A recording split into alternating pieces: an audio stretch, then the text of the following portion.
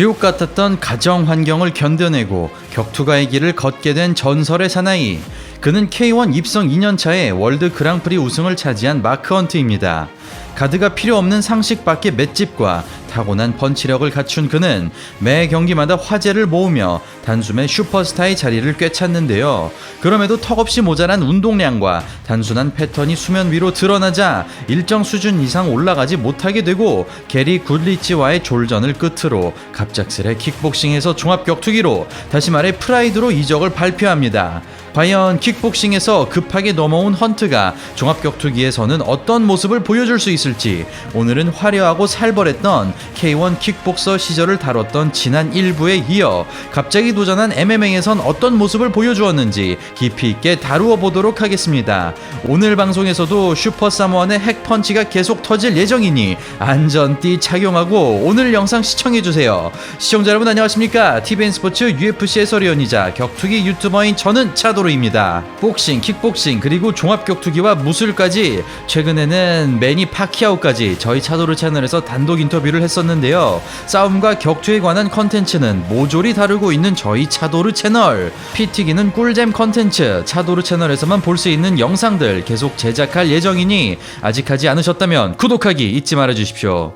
때는 2004년 6월 K1에서의 마지막 경기 이후 1년 1개월 만에 복귀한 마크 헌트. 야심차게 MMA 무대로 뛰어든 그가 처음 만난 상대는 올림픽 금메달리스트이자 일본의 유도 영웅인 요시다 히데히코. 직전 경기에서 호이스 그레이시와 무승부를 기록한 요시다는 아무리 체중이 적게 나간다고 해도 결코 쉬운 상대가 아니었는데요. 과연 공백 기간 동안 헌트가 얼마나 MMA 준비를 잘해왔을지 지금부터 확인하겠습니다. 양팔을 내린 자세로 테이크다운을 경계하는 헌트. 타격이 약한 요시다 역시 헌트의 무기를 신경쓰고 있습니다. 라이트 타이밍에 맞춰 아래부터 파고 들어가는 요시다. 싱글렉에서 안다리를 걸어 넘어뜨려보지만 헌트의 어깨 브릿지가 준비되어 있습니다. 커리어 최초로 공식 경기에서 그라운드에 돌입하는 헌트. 왼팔이 붙잡힌 것도 모른 채로 파운딩을 날립니다. 가까스로 안바에서는 벗어났지만 헌트의 위기는 계속되고 오모플라타에서 토홀드까지 다양한 기술들이 스쳐 지나갑니다. 불안한 그라운드에 비해 레슬링 대비가 잘 되어 있는 헌트. 4분여간의 긴 컨트롤에서 벗어나지만 그 사이 체력이 상당히 소진된 모습입니다. 극단적으로 자세를 낮춰 타격전을 피해보는 요시다. 그라운드로 끌고 가려는 노골적인 움직임에서도 피하지 않습니다. 잡힌 팔을 빼내지 못하도록 도복을 움켜쥐는 요시다. 반복되는 서브미션의 위기 속에 의미 없는 파운딩이 이어지고 자세를 고쳐 잡은 요시다가 깔끔하게 탭을 받아냅니다. 나름대로 MMA에 맞는 전략을 가져오기는 했지만 아직 그래플링에 대한 이해도는 턱없이 부족한 마크 헌트였는데요. 그리고 4개월 만에 다시 프라이드 무대로 뛰어오른 마크 헌트입니다. 그리고 그 상대는 UFC 출신이자 레슬링 베이스인 댄 보비씨. 과연 그동안 약점인 그라운드의 보완은 조금 했을까요? 시작과 동시에 달려드는 보비씨. 120kg의 거구를 뽑아내는 괴력을 과시하지만 호락호락하게 당해주지 않습니다. 작은 페인팅에도 민감하게 반응하는 보비씨. 막무가내식의 돌진에 안면 니킥으로 응징하고 이 한 번의 타격으로 눈가가 찢어지지만 보비씨의 기세는 꺾이지 않습니다. 속 시원한 안아 던지기로 분위기를 바꿔버리는 보비씨. 152kg의 엄청난 무게에 파묻혀가는 헌트. 백을 주고 일어나 보려 하지만 이마저도 실패로 돌아가고 한동안 일방적인 공세가 이어집니다. 굴욕적으로 프로레슬링 기술인 크로스 페이스까지 당해버리는 헌트. 파운딩부터 그라운드 니킥, 서브미션까지 모든 것을 경험하고 있습니다. 킥복서 마크 헌트에게 말 그대로 MMA 종합 선물 세트를 선물해주는군요. 무려 5분 동안의 컨트롤 끝에 드디어 일어나는 헌트. 보비씨의 체력이 완전히 고갈된 이때 천천히 시동을 걸어보고 압박감을 이기지 못하고 돌진하지만 받쳐주는 체력이 없습니다. 조금 전에 당했던 굴욕을 프로레슬링 기술로 되갚아주는 헌트. 이미 혼이 나간 보비씨가 자멸하듯 쓰러지고 다소 우스꽝스러운 형태로 승부가 마무리됩니다. 천신만고 끝에 첫 승리를 따냈지만 이번에도 치명적인 약점을 드러낸 헌트. 그럼에도 일본 내 큰 입지를 가지고 있던 그는 당시 최고의 연말 이벤트인 프라이드 남제 시리즈에 출전하고 대표적인 스타파이터이자 18경기 연속 무패 행진 중이던 반달레이 실바를 만납니다. 사실 지금 관점에서 보면 말도 안 되는 매치인데요. 최소 2체급 이상 차이가 나는 양 선수의 격돌. 근데 의외로 박빙의 승부가 펼쳐집니다. 난타전 최강이던 실바가 극단적으로 타격전을 피해버리고 시도하는 족족 테이크다운을 성공시키면서 영리한 스타일로 변신하는데요. 펀치 공방에서는 확실하게 헌트가 앞서가지만 실바의 다양한 테이크다운 기술에 거구의 헌트가 쓰러지고 서로 몇 차례나 결정적인 그림을 만들어내면서 두 선수의 이름값에 어울리는 명승부가 연출됩니다. 특히 헌트가 레이세포전에서 보여줬던 것처럼 특유의 쇼맨십을 발휘하는데요. 훗날 이런 프로레슬링식 공격에 대해 밝히기를 본능적인 행위가 아니라 관객들을 즐겁게 해주기 위한 다분히 계산된 동작이었다고 합니다.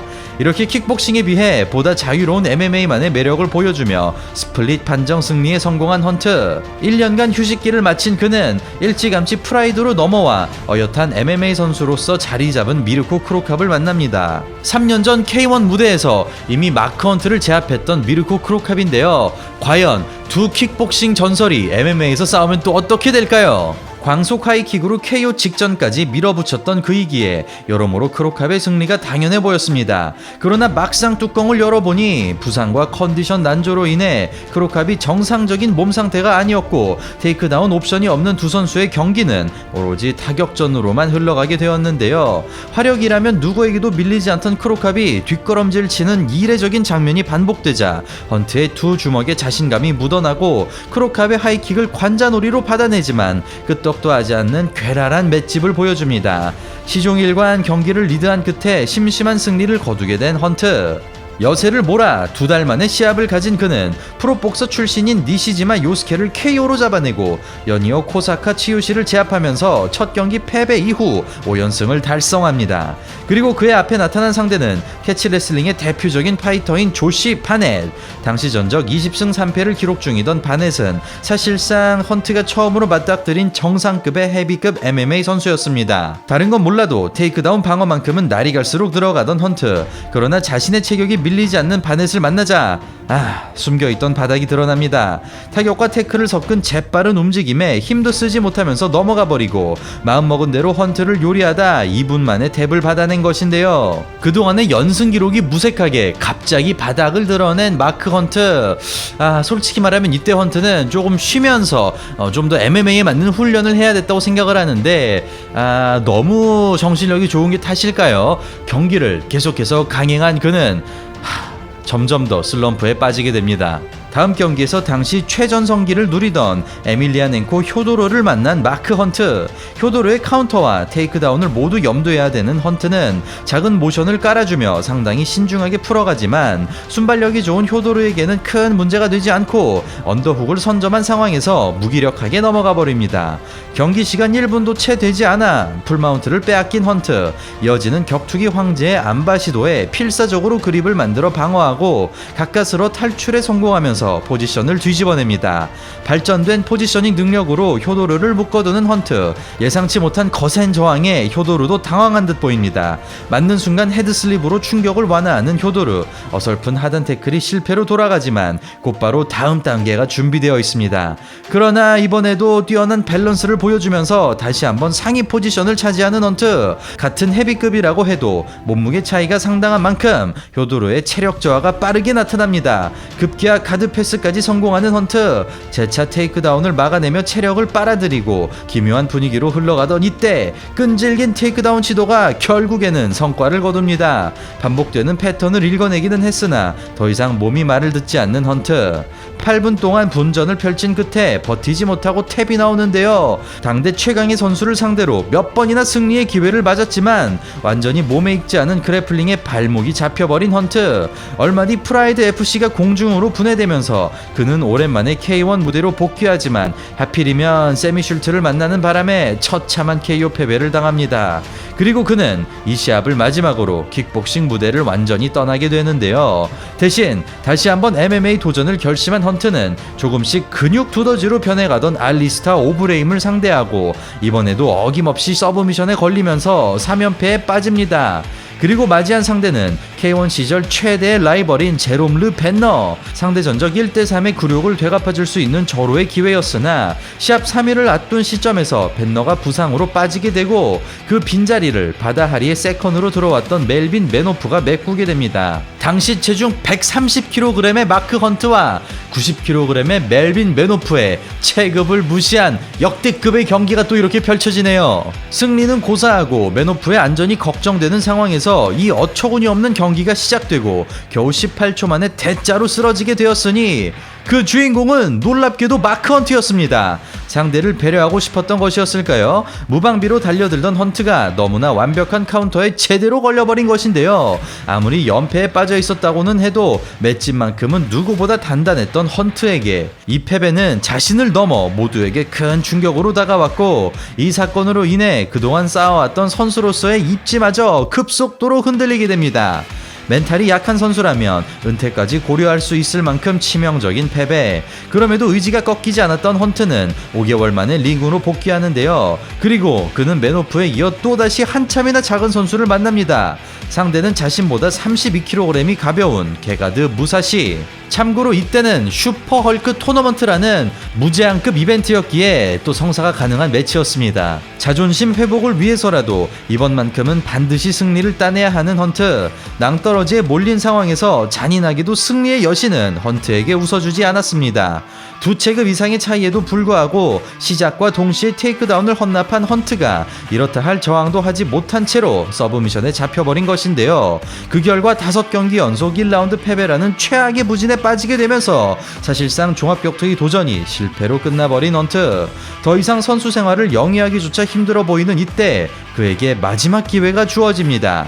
내용은 이렇습니다. UFC가 도산한 프라이드를 인수하면서 계약이 남아있던 선수들이 모두 UFC로 가게 되고 거기에 마크 헌트 역시 포함되어 있던 것이죠.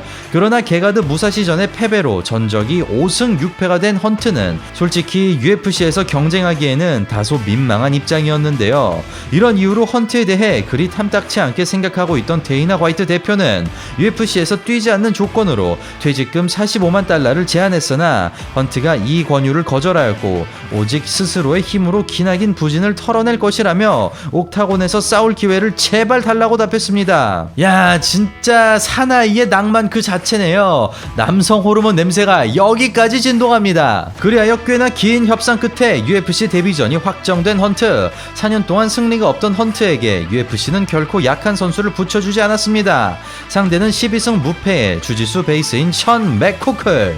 농구선수 출신으로 2m 1cm의 신장을 자랑하는 그는 상성적으로 헌트가 상대하기에 너무나 까다로운 타입입니다. 한계 체중이 없던 일본 무대에 비해 10kg 이상을 감량한 헌트. 거구에 맥코크를 압박하며 타이밍을 재고 있습니다. 앞손이 나오기만을 기다렸다 지체 없이 태클 치는 맥코클. 헌트의 방어로 하위에 깔리지만 자신의 주전장인 만큼 금세 여유를 찾아가고 헌트가 길을 잃어버린 이때 전광석화로 기무라를 낚아챕니다. 물 흐르듯이 스트레이트 안바로 넘어가는 맥코클. 이미 팔꿈치까지 들어간 상황이지만 헌트가 마지막까지 버텨보고 보다 못한 로젠탈 주심이 두 사람을 떼어놓습니다. 앞으로의 선수 생활이 걸린 아주 중요한 시점에서 어김없이 똑같은 패턴으로 패배해버린 마크 헌트. 이때 마크 헌트의 나이는 36살로 현실적으로 부활의 가능성은 제로에 가까웠다고 할 수 있겠는데요. 물론 미르코 크로캅처럼 킥복싱에서 MMA로 넘어와 성공한 사례도 있었지만 그 밖에 수많은 선수들이 도전에 실패했고 마크 헌트 역시 그들 중 하나임이 분명했는데요. 더군다나 미국에서 인지도가 낮은 헌트이기에 UFC에서도 마냥 기회를 줄 수만은 없는 상황. 그리고 마크 헌트는 커리어를 걸고 마지막 경기에 향하게 됩니다. 과연 그 결과는 진짜로 말 그대로 영화라고 해도 믿기 힘들 만한 그런 일들이 펼쳐지는데요. 이 영화 같은 마크 헌트의 UFC 스토리는 다음 편인 마크 헌트 3부작 그 3번째 편에서 또 설명을 해드리도록 하겠습니다. 오늘 영상 재밌게 보셨다면 잊지 말고 좋아요와 구독하기 꼭 눌러주시고요. 저는 다음에 또 인사드리겠습니다. 이상 차도래였습니다. 감사합니다.